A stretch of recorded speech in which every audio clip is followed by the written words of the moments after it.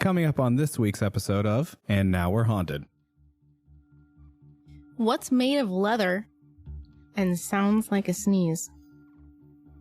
Your mother's butt? Kim, can you please stop taking selfies? Your sister's going to jail. Poor Chloe. Hottest Ryan Reynolds, Hitman's bodyguard. When he's in that gray suit. Oh my God. Snail trails. Oh, yeah. Sheesh. As he picked up the boy to tie him up, Wilson said he accidentally stabbed him in the side with his switchblade. His one regret was that he did not get revenge.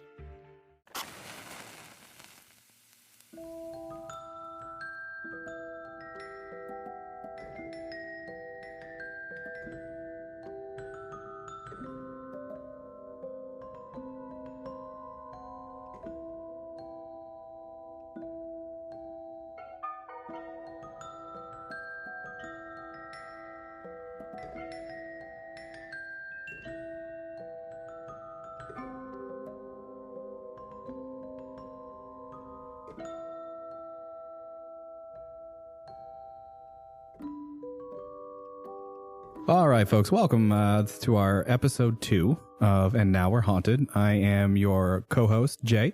I'm here with co-hosts Steve, Lily, and Meg today. I'm the actual host, in case you guys were wondering. Oh, yes, of course. I'm the lead host, though. Yes, ma'am.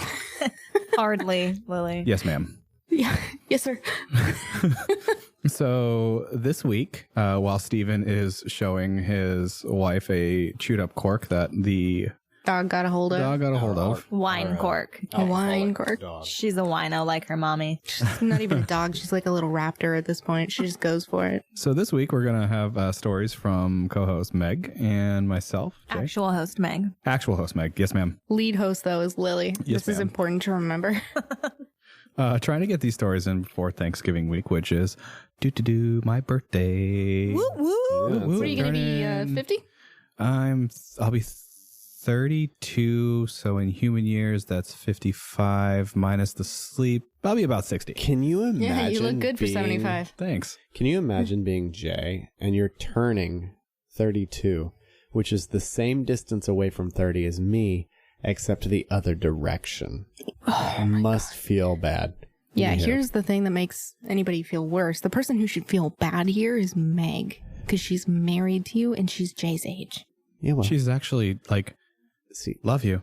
Mm-hmm. Older. I am. But please don't hurt Jay. me. but the thing is, By a couple of months. yeah. but me- More than a couple months. I know, it's like 6. You're old as hell.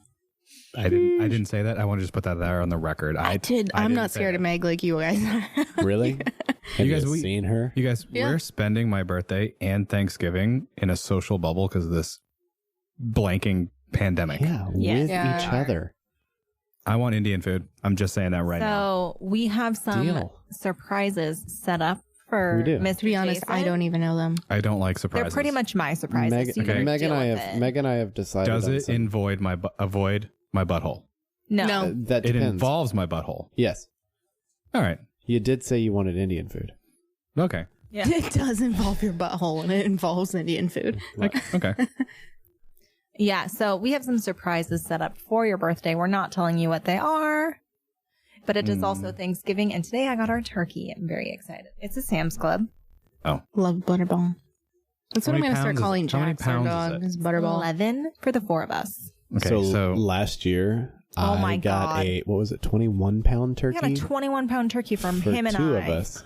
Dude, Because, think of all the soup you can make well, with that. to be fair, I was, last minute, we were unable to go to families for Thanksgiving. So the day before Thanksgiving, I, the incredibly introverted, antisocial person, Sure. braved you sure? yeah. It took you baking me bread to meet you. This is Aw. true. I did bake. He didn't want to pretty meet good you. bread. You hear Speaking that? of which, my wife threw away 25 pounds of flour today. Lily. I asked him if we should call you guys, and he said no. You Yeah. guys. Yeah, I was going to give it to you. all of it. I was going to give it to you. I only have like not that much left. If this was episode 1, I would have a great pun for my disappointment in you guys, but I'm not going to use it right now. What is it? No, We're gonna no. slowly Is it something we're gonna slowly coach you out of these puns. No. That I'm was loving a them. one-time Keep thing. them coming. That was a one-time thing. It was a You're one-time. gonna alienate Every now half and of our viewership. Nah, I'm telling you, it was If a we one-time were, thing. well, half of our viewership, if we are to look at them in two categories: pun lovers and pun haters. The potential was there. I just The had potential. to take it. That's what I said. Don't Yep. encourage it, Lily. Okay. Lily and I have decided Meg, we're very simpatico. Do you want to like smother them? Simpatico. Yes, I do. Simpatico. Okay, tonight when they fall asleep, Simpatico. Operation Smother. it's happening. You heard it here first, CIA, So we NSA, FBI, all of the above. We do plan on CBS, NBC. having a Thanksgiving together in our little social bubble. We are isolating from everyone other than ourselves because today- you need a little bit. Well, other than the fact that my boss still makes me go to work, but But I the wear a mask. numbers in Maryland, whether you Sheesh. believe they're fake or not, the numbers and science back up that we announced 2,300 plus cases today, Almost 2,600. almost 26 in a state that has 5.8 million people, and we're crossing 6% positivity That's rate. like a tenth of our audience right now. So that's 5.8 excessive. million. You hear that, Meg? I do. Earlier, Meg thought that there were 7 million people in the Yeah, United earlier States. last I got episode. it confused with that there's like 7 billion people in the world. Sure. And so I just was like 7 million. That Let's sounds not right. fact check that number because we do not No, want I to get on think that road. I think It's gonna that, be like, really not piss this poor. census, but the last one it was 7 Yeah. billion. the Okay. worldwide census that Sure, came Jan. up 7 billion. Right? Sure, Jan. Sure, Yeah. Jan. Oh, okay. I'm Anywho. a Marsha. Boy, So- isn't that the truth? Well, with you If guys, anyone's a Janet, Steven. Wow. All right then. Is this Jane from The Office? Boy. No. This is Jan from Brady Bunch. Come on. Did you ever see the Brady Bunch parodies with Jan? Yes. Oh my god. I've never even seen the Brady I Bunch. love them. What? You never saw the Brady Bunch? No, we're not bringing these YouTube videos up right now. It was Nope. before I was my going to time. bring it up. You need to see Okay. the show, and Right. then I think we actually There's two have movies. a movie. I think we have. I love them. Yeah, me too. Oh my god, My dad they're was so very funny. upset that I made him take me to go see them in the theater when I was a Oh child. man, they're so. Speaking of great. movies, the next time we record, we're going to talk about Steven's reaction to the movie Rocket Man. I hope he loves it. Also, next time we record, there will be a new Ryan Reynolds movie out, which if you listened to our Watch it. I love you, Ryan. intro I love you, episode, Ryan. we didn't mention He it. doesn't call the next morning, guys. It's fine. We didn't mention Jay it. knows this but from personal Ryan I'll make Reynolds sure he is calls. honestly like we mentioned our top threes, but like Ryan Reynolds just transcends the list. Ryan Reynolds Yeah, from absolutely. Just Friends. Chris Brander. I don't care. God. Ryan Reynolds No. from Just Friends Do you guys before the remember weight him loss. Like I don't Literally care. from anything. You guys remember he's him in ever Amityville Horror? No, you know what? I He was a- actually he was haven't a seen that in a Sexy while. psychopath. Yeah. in that. I've never seen that one. Are you It's into scary. sexy psychopath? I mean, she's If it's married to Ryan me. Reynolds, come No, on. So, hottest Ryan Reynolds, Hitman's bodyguard. When he's in that Yes. gray suit. Oh, Oh my god. snail trails. Oh, yeah. Snail trails. Sheesh. Okay, so Jay, stand up. I need to double check. well, guys, with that, now that we have now spent 3 episodes talking about our list of people We've that just we would been talking really about Ryan love Reynolds to get for to 3 know episodes. Ryan Reynolds makes personally, up the list. carnally, socially, all my of the God. above. Ryan, if you're we should listening. flip this, and then for the next 3, only talk about No, Blake don't say anything Lively. you're going to regret because one day he will listen. No, Ryan, if you're listening, we understand that you sold your gin company.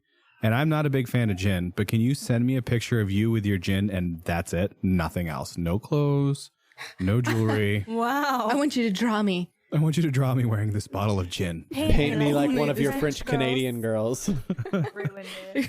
In just this bottle of gin. right? Anyway, So, all right. Well, with that, we're gonna go ahead and today lean we into have this episode. After that today we have a embarrassing couple intro. of today we have a couple of stories for you. One stemming from the state of Massachusetts, and that will be my story, and one from the actual host Meg. Shortly after to follow. Yeah. Joseph, Roy, and Methany. So. All right, so getting into this. Is this the guy in Baltimore? It is. Yeah. Oh boy, I'm Good excited. old should be. Thanksgiving. Well, I'll tale. leave you Oh, guys boy. suspenseful with my Right. subpar story leading into Nah. Meg's par story. All right, so today I'm going to be talking about A location in Massachusetts that's become affectionately known as the Hospital of Seven Teeth, also known as officially the Metropolitan State Hospital. The Metropolitan State Hospital was a public hospital for the mentally ill. It was founded based on legislation that the Massachusetts State Legislature passed in 1900 that mandated the state assume the responsibility for the care of the citizens deemed mentally ill. So the Metropolitan State Hospital was located on property belonging to the city of Waltham, Lexington, and Belmont, Massachusetts. The actual hospital was founded in 1927, and it was one of the largest and most modern facilities in the medical field in its time. Ground was broken on the hospital for the main buildings in 1926, and the facility was formally dedicated in 1928 and opened in October 29th, 1929. The facility cost $1.8 million, which, if you account for inflation, Back in 1929? if you account for inflation, would be $28.5 million in 2020. That's crazy. So this hospital cost, in its time, about $28 million, and it was mandated by the state to care for these mentally ill patients. I wonder how much these cost today to build. Like, does it equate to roughly 30 million, or is it more? Or if you're talking about like the actual cost of construction. Right. Like if you were to build one now, it'd probably be way more than that. Yeah. So, like, is that actually on the cheap back then? Oh, that, even though it's absolutely, because you're probably talking for just a small care facility, you're talking $200-300 million probably. Wow, that's insane. Not sure that this is important, but the websites that I referenced, the buildings were designed in a colonial revival style by a man named Gordon Robb, with landscaping based on the principles laid down by the Olmsted brothers. All right, so a little bit of history about the care of this place. At its peak, the facility had a patient population of nearly 2,000.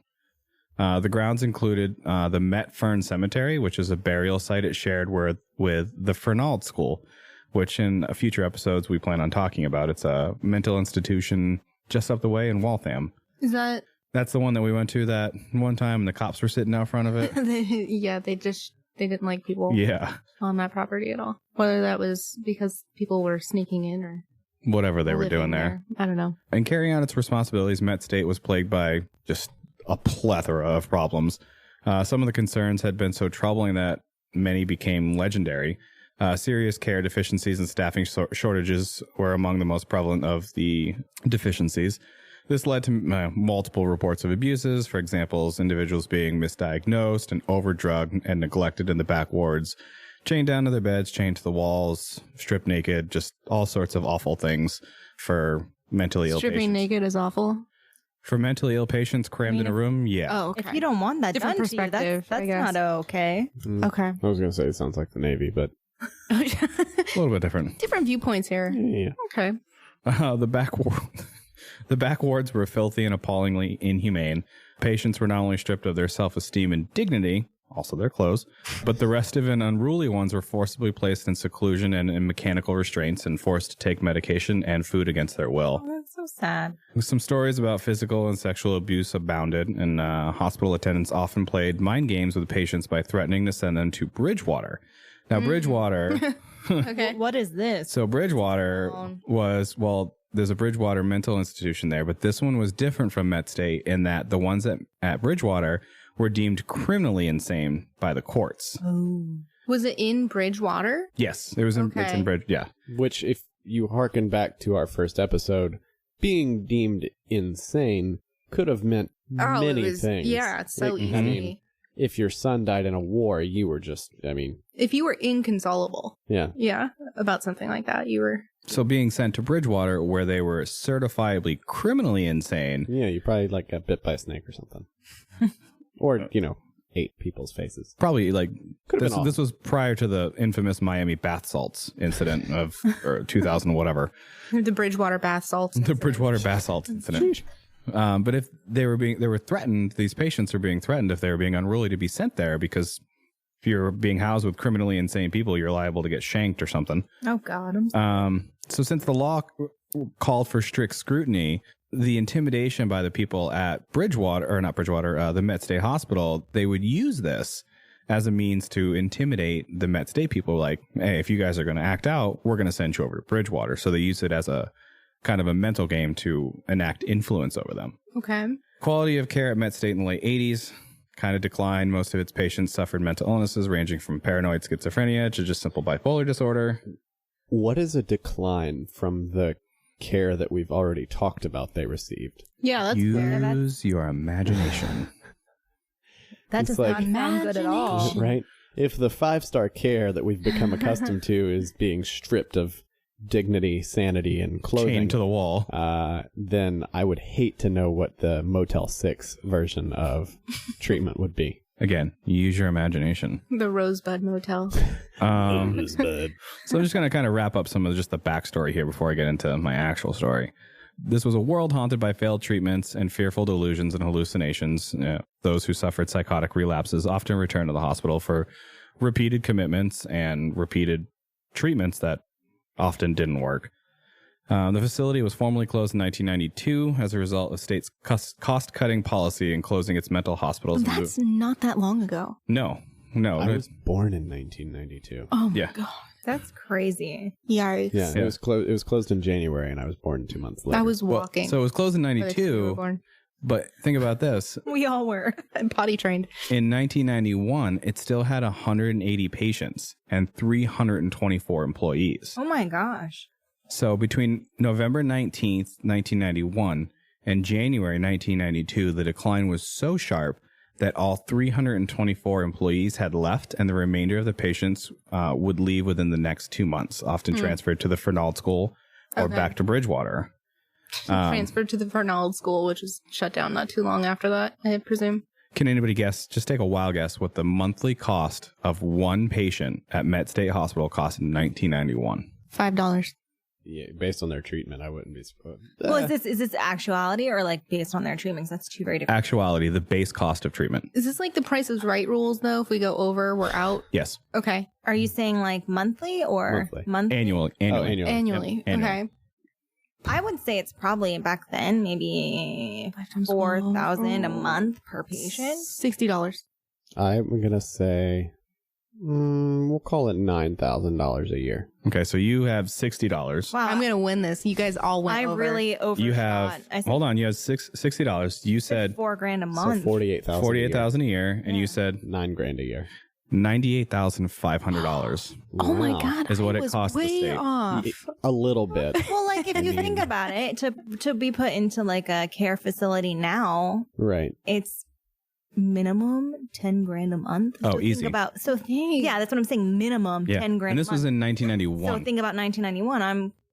I lowballed it. Well, So look at you. almost Yeah. $100,000 a year. So the state says, nah, we're done.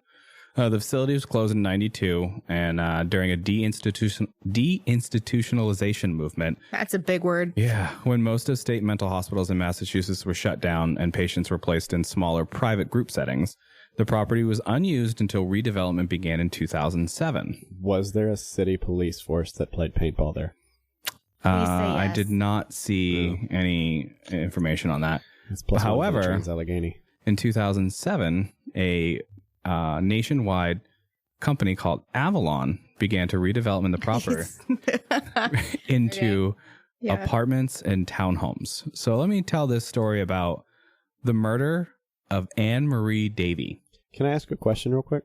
Sure. Do you guys have a connection to said Avalon apartments and townhomes? Yeah, we lived there. We sure do. That's what I thought. Yeah, that's how we knew about this place. Explains a lot. It was pretty haunty. And this is a series, so I'm going to build off this one into the more haunted happenings of the All right. buildings. There is a website for anybody who's interested in checking this place out. It's metstate.com. Yeah, that's where I got most of this information. Ooh. Got a bunch of Cross-referenced pictures. Yeah, that's cross-referenced it with some of Content. some public Nice. records. pretty- Has the When we- wine? When we figure the bottle, when we That's the figure when we figure out the show note deal, we'll throw that in there. A couple of pictures. All right. So, in December of 1973, 31-year-old Anne Marie Davy committed herself to Metropolitan State Hospital. She had been diagnosed as a schizophrenic, and she had been in and out of hospitals in both Massachusetts and Maine since roughly the age of 15, when she was diagnosed as mildly, and this is a term used at the time, mentally retarded. So that's the first character we're working with I here. have a Michael Scott quote I desperately want to use here, but I'm not going to. Melvin Wilson Jr. is also the other person of interest here. So Melvin Wilson Jr. was kind of a storied criminal here. He was accused of assault and battery, but it was determined by his commitment to Bridgewater at the time that there was no sign of criminal insanity. So he was released, only to be later committed as a defective delinquent. So what is that? We'll talk about that in a minute. Okay. Oh, all your Okay. things, and we'll talk about it in a minute. I'm getting sick of you, Jay. It's suspense. Yes, ma'am. Yes, sir.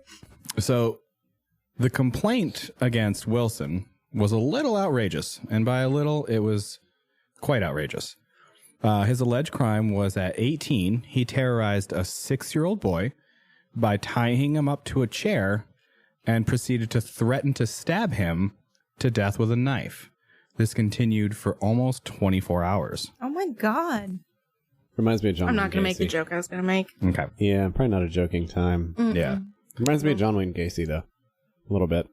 We'll have to, Yeah. maybe we'll go into him one time. Yeah. Yeah. So anyway, he later released the boy, but he brought him home, giving him a penny, 1 cent, and threatened to kill him if he had told anyone what he had done. What year was this?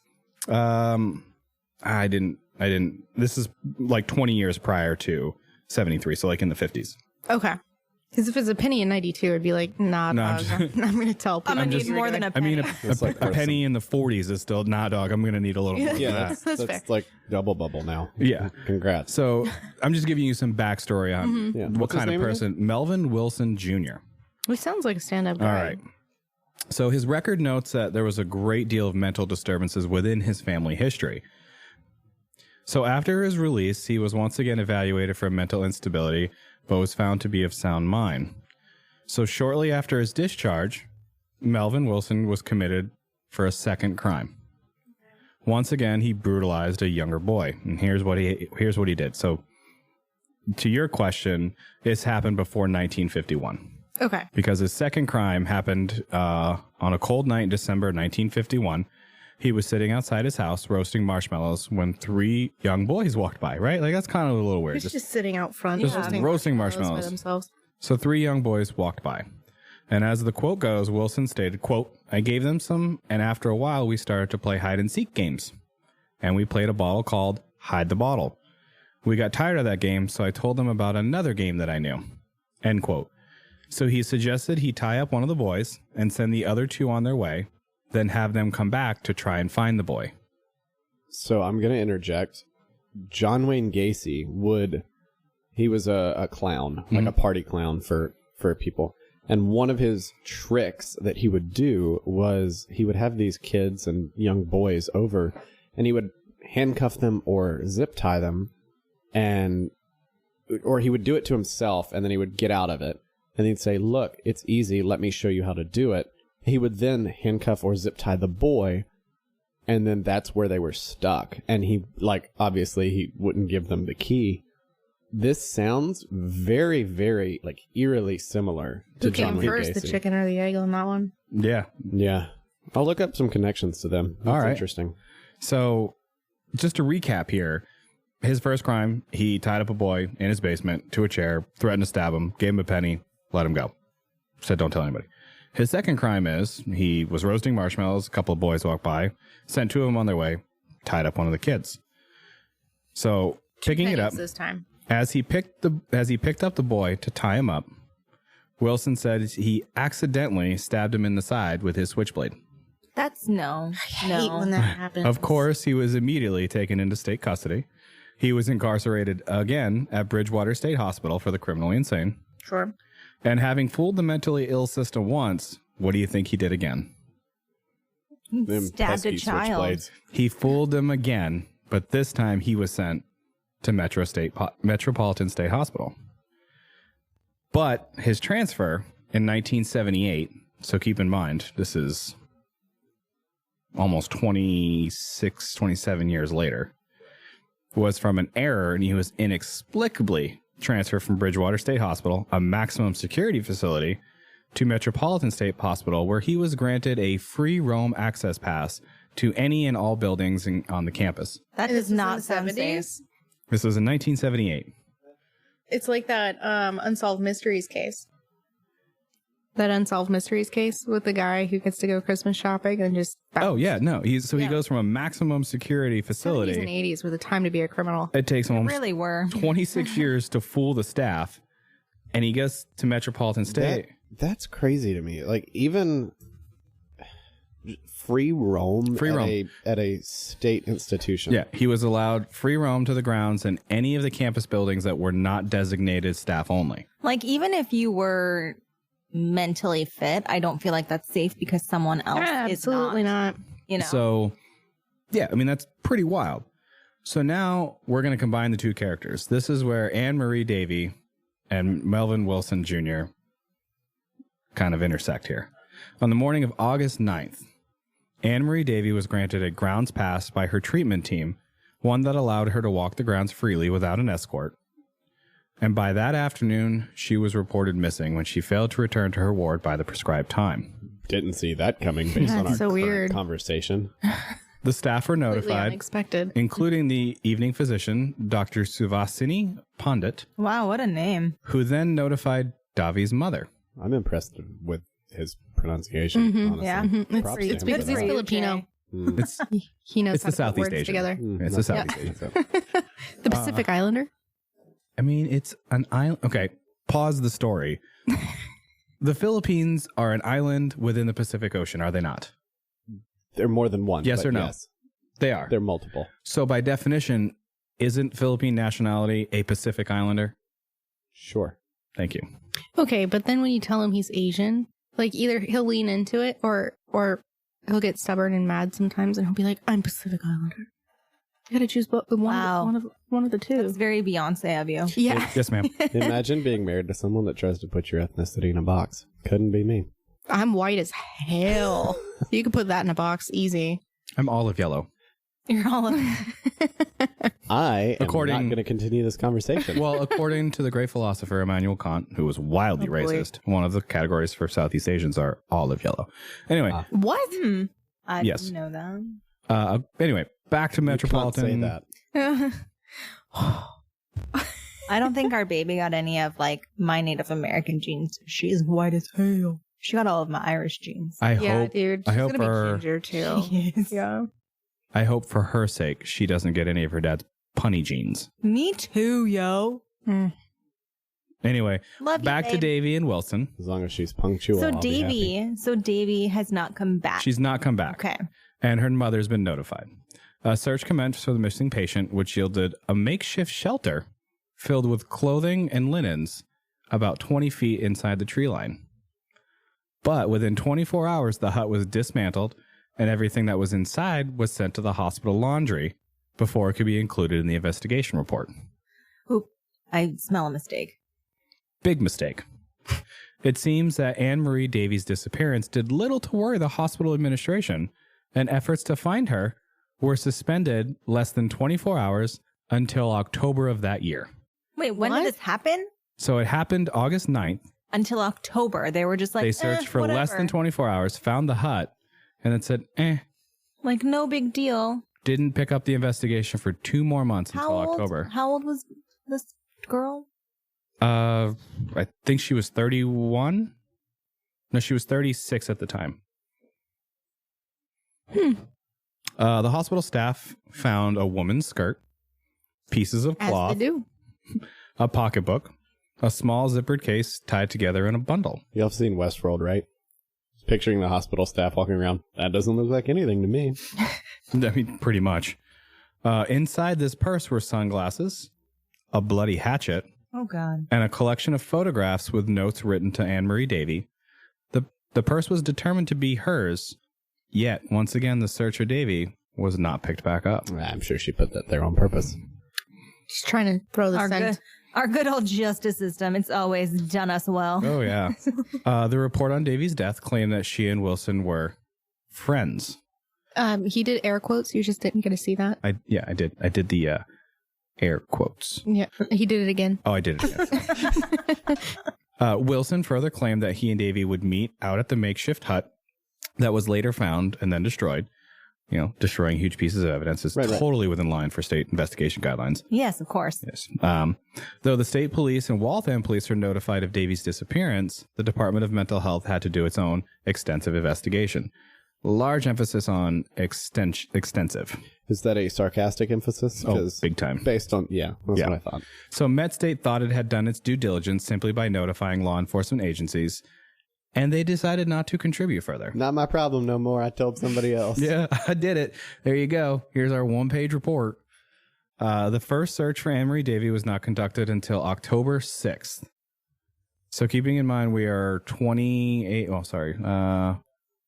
58 days to pick the investigation back up. There's no documentation or a rational explanation as to the delay in the investigation, nor is there any evidence that any interviews were conducted or any other outside agencies involved. So for 2 months, this woman's missing. They find a bunch of evidence. They find a hut. Nobody does shit. It's redonkulous. Ultimately, the department's lack of attention to Davies' case led to her being legally discharged from the Metropolitan State Hospital on February 9th, 1979. So they said, we can't find her. Guess we'll discharge her. They discharged her because it legally allowed them to close the investigation into her disappearance. It's just like in Holes. If she's not here, she must be discharged. Hector Zeroni. Shortly after the conclusion, it had been discovered that Melvin Wilson had been carrying 7 teeth that were later identified as Anne Marie Davies. What? Just a lucky little charm. Forensics little rabbit foot determined that they were extracted after death, yet they didn't reopen the investigation. The department ignored this evidence and proceeded with labeling her as an escaped patient and kept the case closed. She escaped and pulled all of her teeth. She just bounced, pulled the teeth. Like, it's fine. So in 1980, the Attorney General commenced a criminal investigation into Anne Marie's disappearance. 2 full years after her disappearance and 18 months after the closure of the case, they decided, you know what? Maybe there's something to this. On August 12th, 1980, 2 years and 3 days after the initial disappearance, an extensive investigation by personnel from the investigative unit of the Public Protection Bureau were led to the gravesite of the missing woman by none other than the former patient, Melvin Wilson. So he's former patient. He gave in. Yeah, but former he was released patient. also? He was released from Metropolitan State Hospital. This sounds like a very brave error in judgment by a lot of people. A lot of people. So here's what happened. The Attorney General investigators found Davies' dismembered body on the grounds of the Metropolitan State Hospital. Forensics later revealed that she was murdered and buried on the day of her disappearance. Sure. She was found in 3 separate holes, more than 12 feet apart. Her body was cut up with the dull hatchet and buried in the wooden landscaping slope on the road that led to the entrance of the hospital. So keep in mind, the road that led to the entrance of the hospital, this guy dug a hole, cut up her body, like people could have seen this, and buried it in broad daylight on the 3 holes on the road that led to the hospital. Nah, I'm sure it's just a landscaper. Yeah. I'm just trying to picture this place because we lived there. And so I'm trying really hard to imagine where these holes If you're were. coming from the Lexington side. Yeah. And you take the right into the facility and that like snaking S road. Past that old creepy building? Nope. Other way. Side. Other side. Coming up to the back of the townhouses. Yep. That road is where she was buried. If you can find a picture, we'll put that in the show notes. Yeah. Sure. Yeah, that would be cool. We know people who still live there. I'll just reach out to them. Be like, hey, take some pictures. This might be a little, I don't know the word for this, not appropriate. But all I can think of with this investigation is this.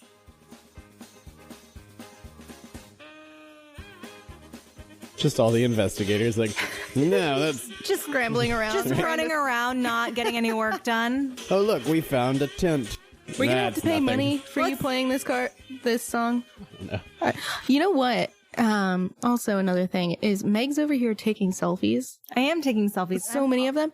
I'm also taking photos of you guys, so we have some. It reminds me of this episode of Keeping Up with the Kardashians. Yes.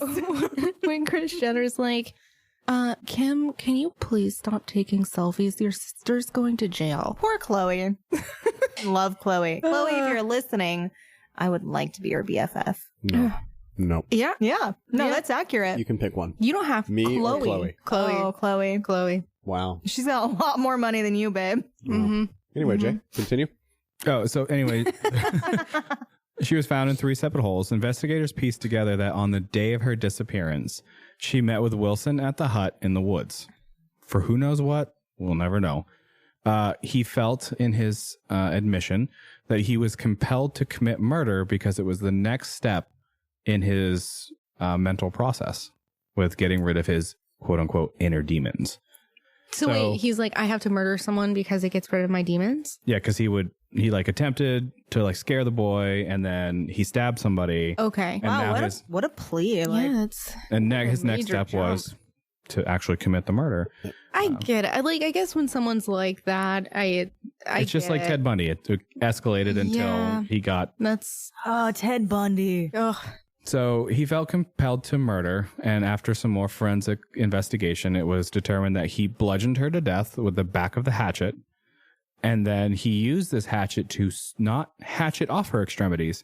He used the dull hatchet to saw off her extremities. That just seems like an inefficient way to go about things. Yeah, definitely. Separated her head from her body, extracted the teeth for a souvenir, and then buried the remains in 3 holes. And then the 4th hole, there was a 4th hole, Oh. was less than 2 feet deep, and he buried her skull facing up. What's with What's the souvenir? significance of it being buried face up? And also, how did this guy come back bloody, presumably, and nobody said anything? Let's Bloody, recap the sweaty, evidence of dirty. the investigation. Yeah. No one cared. That's true. That is true. I sneezed, had a little bloody nose. Sorry. My bad. I My mean, sinuses are they really had- dry. They had Covered to in have, dirt, yeah, blood, and they had to sweat. have found all this bloody stuff in the hut because they sent it to laundry to be cleaned. Yeah. Like the They missteps of this straight up did whole not thing. care. No.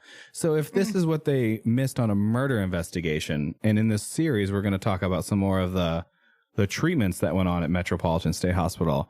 If they missed this on a murder investigation, imagine what they missed with the claims of abuse and the claims of sexual assault for and the claims sure. of mistreatments. Like, Yeah. this place is pretty messed up.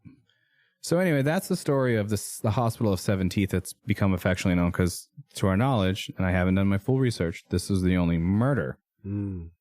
Murder. We're putting that with an asterisk. Right. Yeah. Yeah. Intentional murder Right. at this hospital. Yeah. No. From what I've seen about the place, there was one.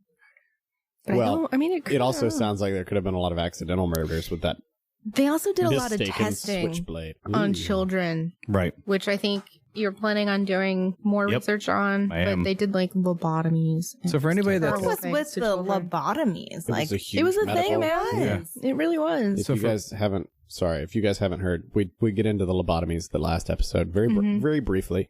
We're gonna get more in depth in more episodes, kind of deep diving a little bit on stories, but brief overview of some lobotomizations. If anybody is listening that has lived or is currently living at the Avalon Lexington Hills, Run. Please don't sue us. that also for if you're looking History. for a location of where Anne Marie was discovered, it is behind the 10,000 building. So roughly roughly where the parking lot for the 10,000s where it building is where this body was discovered. So the 10,000s, in my assumption, are Should we probably a little bleep out haunty. the name of this apartment building? Nah. No, No, it's okay. Yeah. I mean, I guess it's public So, yeah, record. it's on public the record. Yeah. Whew. So anyway, Sorry, guys. we're going to take a brief break, and when we get back, we're going to tell you about our Featured wine. I'm Yeah. loving it. We're Yeah, it's almost done great. with it, I think. We're not. We're not classy even here. drinking out of glasses. Straight out of the bottle. out of the bottle up in this basement. Passing it along. So we'll see you guys in a few minutes.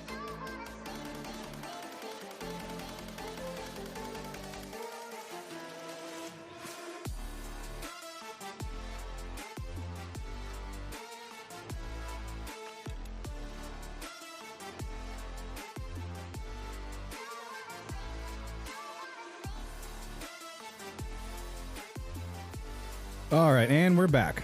Okay, so Steven, I found this today, and I actually screenshotted it because I knew I needed to tell it to you. Okay.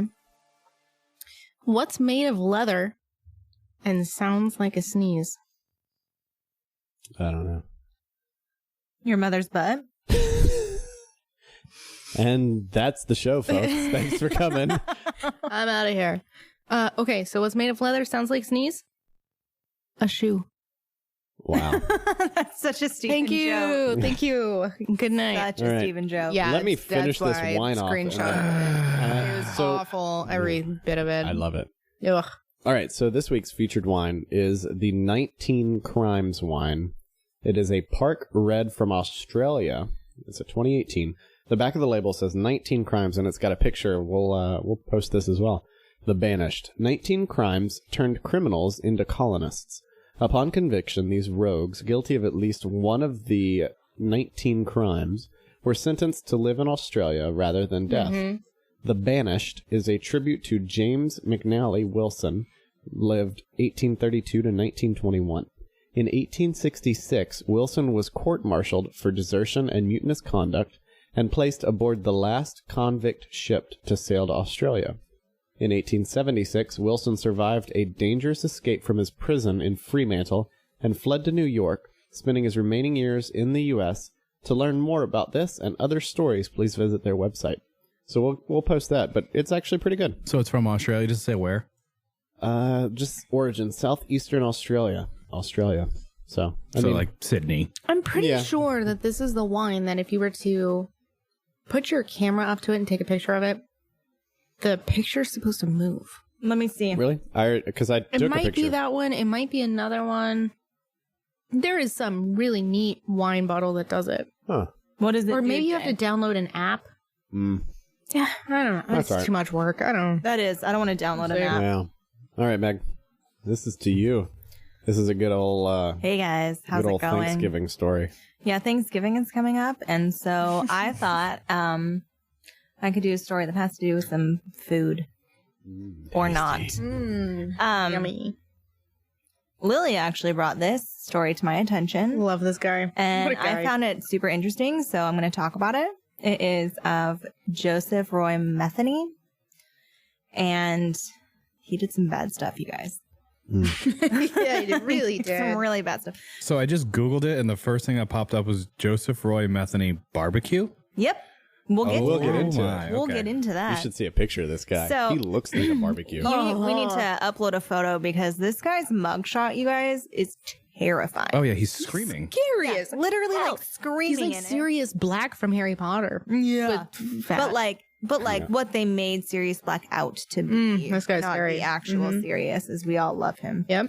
Anyways, this guy was a large man, 6'1", over 400 pounds, with the delightful nickname of Tiny.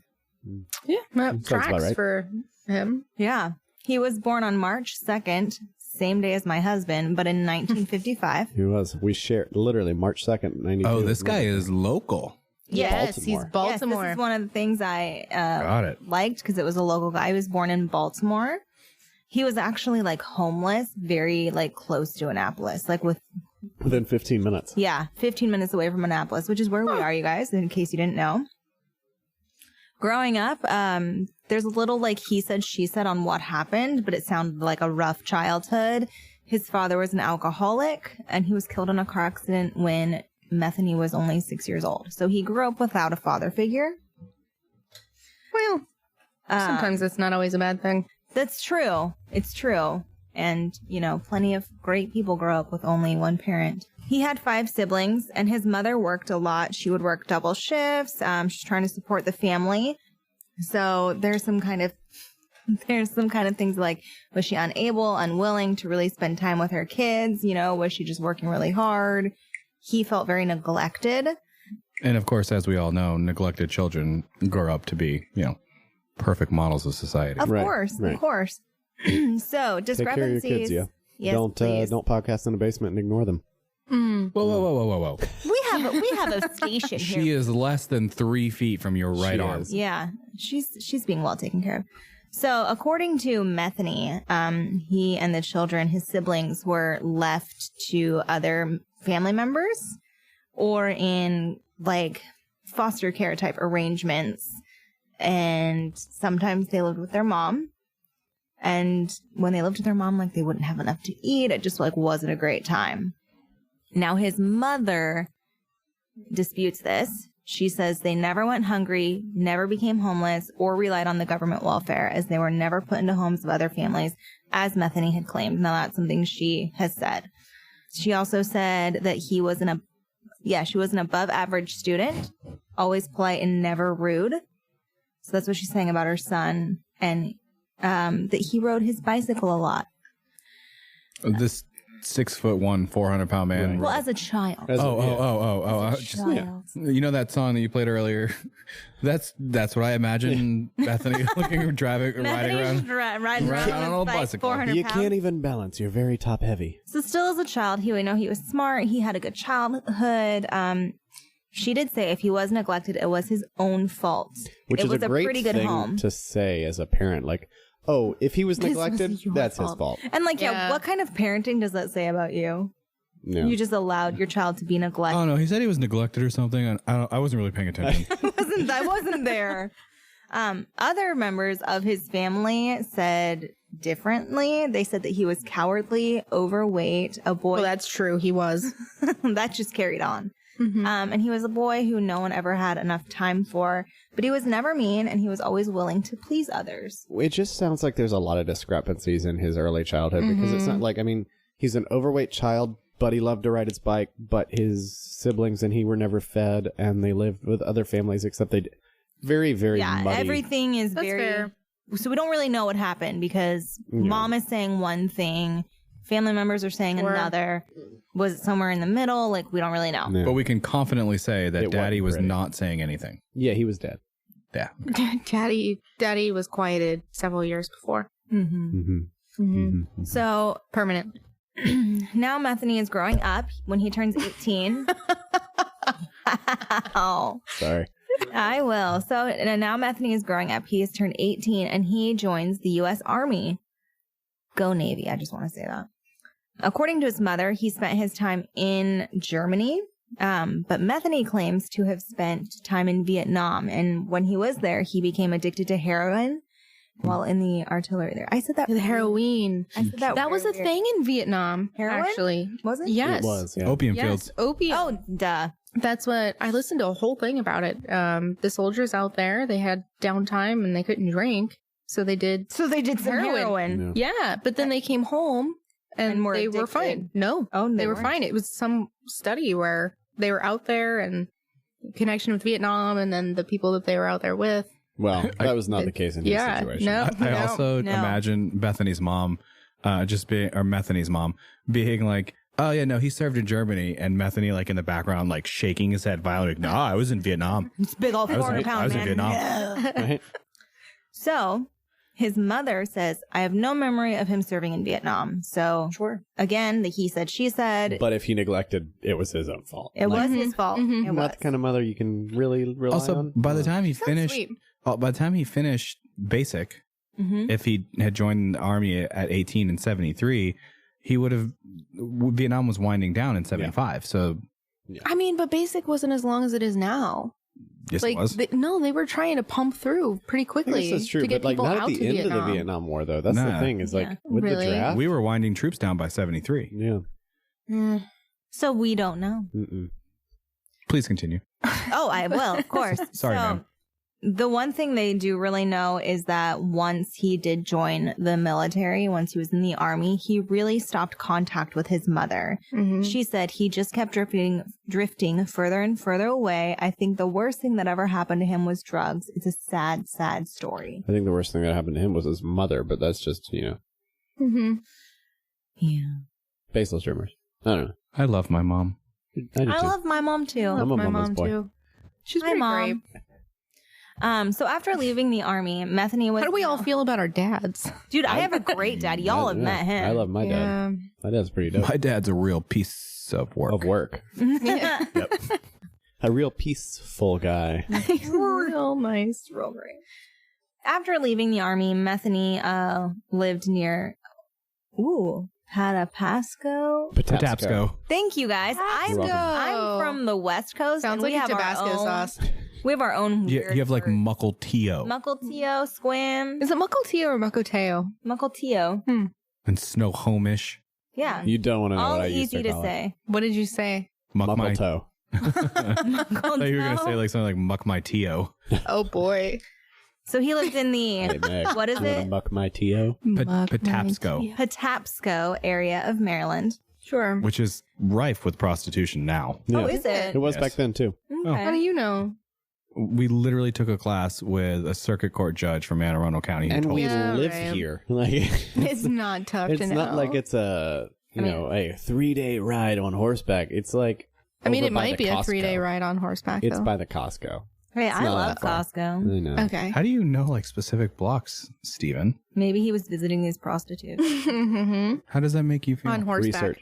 Deep research. He didn't. Deep research. Very deep research. Have you Telling him to go seen deeper. him flirt with a woman? No. He doesn't know what's Yes? happening. With you? Not Have I? really. No, No, I haven't see, really seen it, no. That didn't work. She just saw Tricare and was like, "Oh, that one." Yep. Tricare and a flight suit, baby. Yeah. Well, Anyway, Patapsco. Patapsco, this is where he was, close to Baltimore City.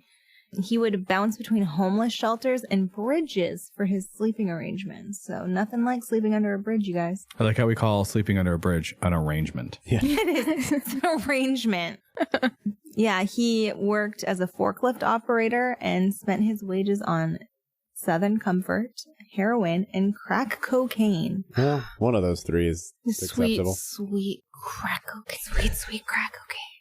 I'm uncomfortable with all of you right now. Are you? I'm not. Oh man, there's an episode of New Girl where Winston gets Schmidt to go and get crack cocaine. Oh, The yeah, best I remember episode. that It's one. so fantastic. And they definitely what did they end up Sweet, getting, like crack powdered cocaine. sugar or something? Dude, that happened to a guy in my they go high to school. a weird neighborhood, and Schmidt definitely. That definitely Panics. happened though in my high school. Someone went to go buy cocaine and they gave him powdered sugar. And like Brilliant. he didn't know until like he got home. That's like the Did he dad. try to snort it? I don't know that far into the story. I just know Oh. it was like a huge thing. We were all making fun of him because he got duped. Yeah, I don't know I anything know there about was a story cocaine, about so someone tried to get weed and they ended up getting a bag of oregano. That's and their like a dad thing. found their bag and he didn't even get mad. He just laughed at his kid. Yeah, like, you idiot. Right? If you're gonna get the good stuff. Dummy. So yes, he was apparently spending his money on these fine things of booze and drugs. Sure. Eventually, Metheny started squatting in abandoned townhouses where he met his future wife. Love at first sight. Yes. Match made in a townhouse that's been abandoned with asbestos. They also had a Sweet. son later in life. They did a lot of drugs together. Yeah. But Metheny was still able to get a job as a truck driver. And, Okay. you know, Is it like kosher to wonder if he was set up in life for doing drugs because his name was literally Metheny? Meh. I mean, it probably didn't Benny. help. Yeah. Yeah. Yeah. I mean, I don't feel too bad. He was not destined. a good dude. He's so. not. Yeah, for drugs.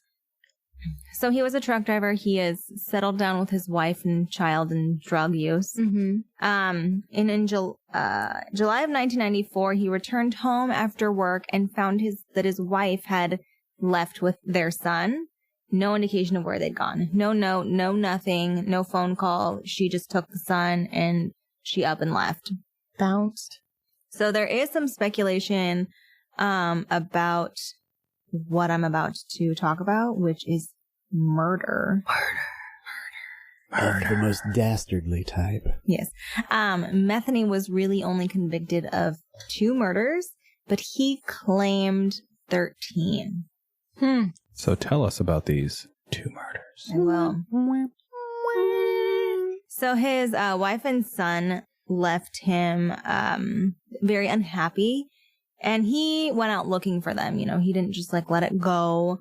He spent several days checking in halfway houses, homeless shelters, other abandoned locations, areas that him and his wife had frequented before. According to a letter written by Metheny, he checked a bridge overpass in the area where he and his wife had done drugs together in the past. Great place to take a child. And it was there that he ran into 2 homeless men. In this letter he wrote in 2003, he said, I went under the bridge looking for them. They were not there, but the 2 homeless motherfuckers, sorry for the swearing, they got high. Should never be sorry for swearing. Well, I don't know who's listening. It's a quote. It's a quote. That was not a quote. He says, Thanks, Lil. They were not there, but the 2 homeless motherfuckers they got high with were down there. I'm assuming that's like who his wife got high with? Yeah, the wife. Okay. And he assumed that the wife was getting high with these 2 homeless guys. Okay, so he assumed the wife was getting high with these guys. They were passed out on some old stinking mattress talking about the 2 men, and that's where they were when I left. Except they were dead from being chopped up. Yikes. That's a quote. So, yeah, that's a quote. Yikes. He chopped them up and left them on the mattress where they were sleeping. Yikes. In Methany's own words, he says of that same night, under that same bridge, I also killed 2 women and 1 man who was fishing, who just happened to be at the wrong place at the wrong time. I weighed their bodies down and put them in the river. I showed the police where I put them about 3 years later, but they couldn't find them. So, interesting. We don't know what happened to just a crime of passion where he kills 5 people. Cuts 2 of them up. One guy was just fishing. He was just hungry. They were just there. They were just out there, just hanging out, having a decent night. And then, so in 1995, Metheny was charged with the murders of the 2 men that he hacked up on the mattresses. And after 1.5 years in jail, he was eventually acquitted due to lack of evidence. Sure. Even though he was admitting to these murders. Which the letter came out a little later. Yeah, I guess so. The letter came out in 2003. So, and this was 95. A good title for this episode, could honestly be Misplaced Evidence. That's true. It's true. That's true. Yeah, there's more coming up. Or human chili. It was human barbecue. Teeth and the things that they chew. Oh boy. It's in beta. Yeah, we'll work on it. We'll figure it out. So TM. So he was acquitted of these crimes, and after his release, Metheny began to kill again. Very quickly after being released from jail too. And this was not for revenge, but because he liked the taste of humans. Literally. Liked to taste them.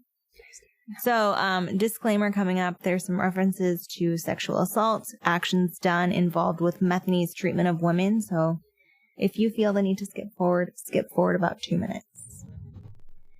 On November 11th, 1996, so he was released from jail, Metheny lured a 23-year-old woman named Kimberly Spicer to a factory where he'd gotten a job after meeting her at a nearby Mexican restaurant. Metheny allegedly attempted to sexually assault her, but when she resisted, he stabbed her numerous times in the face, neck, and almost 10 times in her back.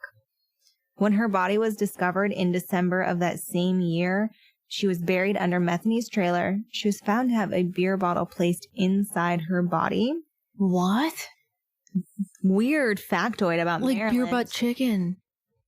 Wow. Whoa. No. Again, we know who the listeners are not going to enjoy.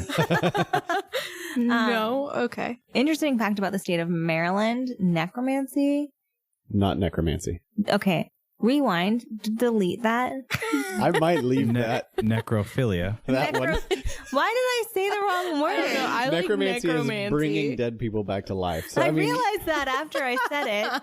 So, I love you. That's I don't know what the state of Maryland feels about necromancy, but I meant to say necrophilia. Necromancy and the 7 teeth. That's the name of this episode. Yikes. In the state of Maryland, it's not a crime. It's not a crime to have sex with a decomposing body. Necrophilia is not a crime. It's not a crime in the state of Maryland. Wow. So with that, Hogan, No if you're listening, she was discovered with a beer bottle placed inside her body. This led the court argument on whether this was pre or post mortem. Metheny was known at the time to have multiple accounts of necrophilia, and so since necrophilia is not a crime in the state of Maryland, when they found this beer bottle placed inside of her body, if it was pre-death, then he would have had more sentence added to his time. But post, the state of Maryland's like, whatever. And it was eventually ruled to have been placed there after death. That is unbelievable. Well, I don't think they could prove that it was placed before. Even if it was before, just I get you. I get you. wow. I know it's a weird thing. Yeah. Yep.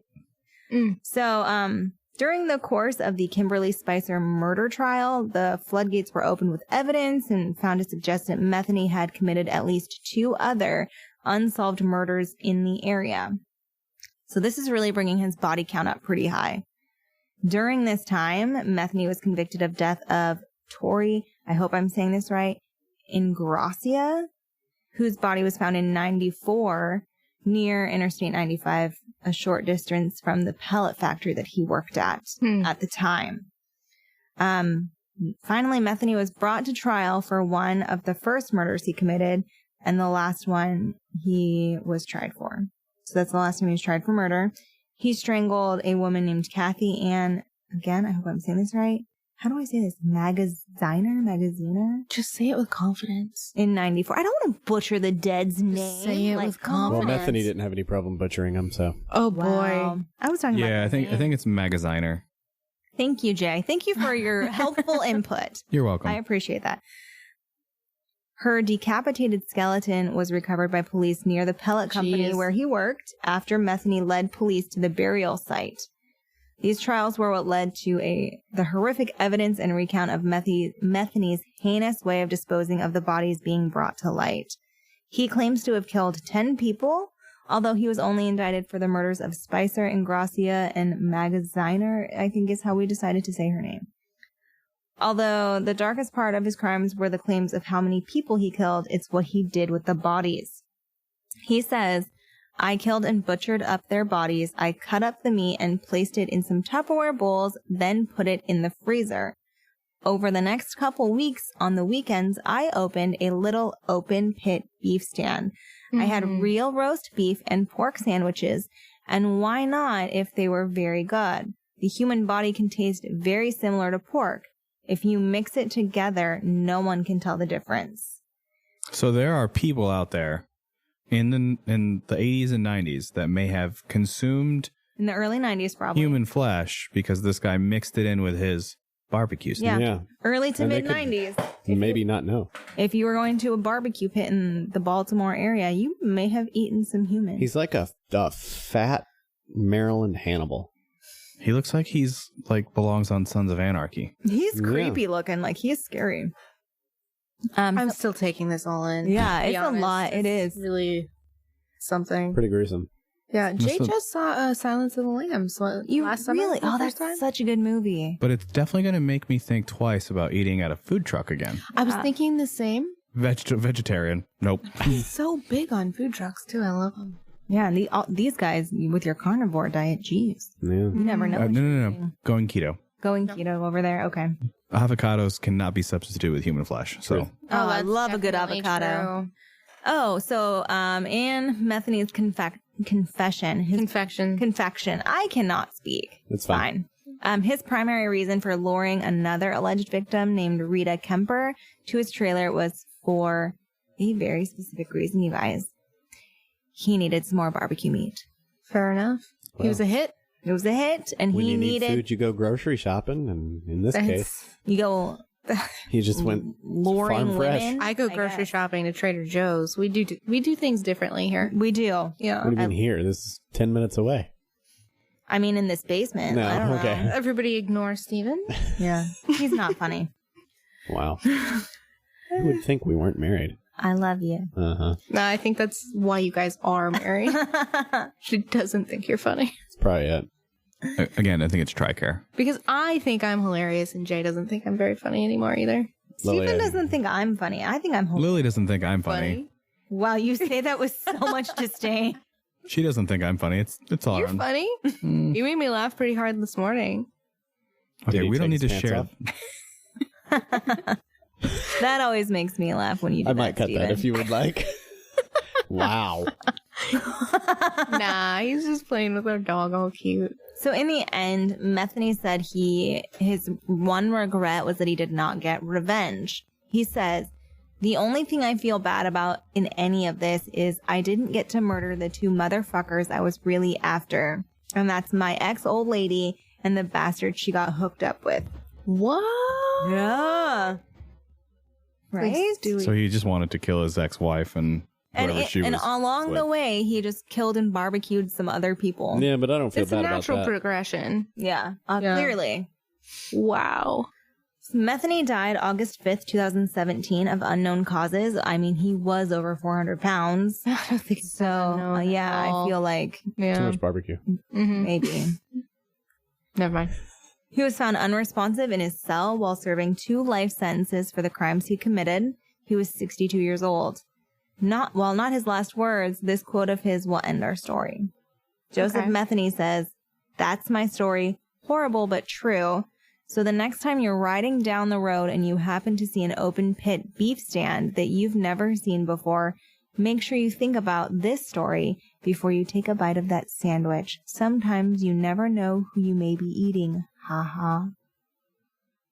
Honestly, I'm kind of disappointed that he didn't make it rhyme. Metheny, we don't like your quote. You need to not haunt us, but come back and fix it. Yeah, come back and fix that quote. Can you imagine just like a haunted barbecue sauce in your kitchen? Just Joseph Metheny. Oh, Yikes. The tale of the haunted like barbecue this barbecue's sauce. so delicious. I'm gonna save it for lunch tomorrow. And Every time you pour barbecue sauce out of the bottle, it goes, This makes me feel nervous about going to a barbecue place now. yeah, now I was going to say Metheny has ruined small barbecue businesses Right? around I'm the state gonna of walk Maryland. in and be like, I think he's ruined it. It's been like 30 years. gosh, the 90s were that long ago? Hot Yeah. damn. I don't like talking about it. We're so old, you guys. Not all of them, because, I'm Don't. still not 30. You're almost 30.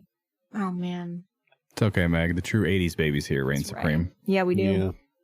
I just feel so excluded from all of this You are, Lil. Why? because I'm 90. I'm not quite in 80s, You're not. You're but I'm not as young as you. So I just feel Look, isolated. you and I were born in a separate decade from these two old fogies, so Dude, honestly, I wish I was born in the 80s. I kind of do It was too. a great time. Man. It was. You don't know. We Get know. outta here. We know Man, more. I remember when we I know was more than 2. you. We know more than you, and you have to remember, I'm the youngest child, so all of my stuff was like hand-me-down from the 80s. Well, this was fun. We covered the Metropolitan State Hospital, or the Hospital of 17th, and the murder of Anne Marie Davey. Yeah. We also covered Joseph Roy. What's his name? Metheny. Metheny. And his alleged 13. You think with all that meat, it Murders. was probably methane.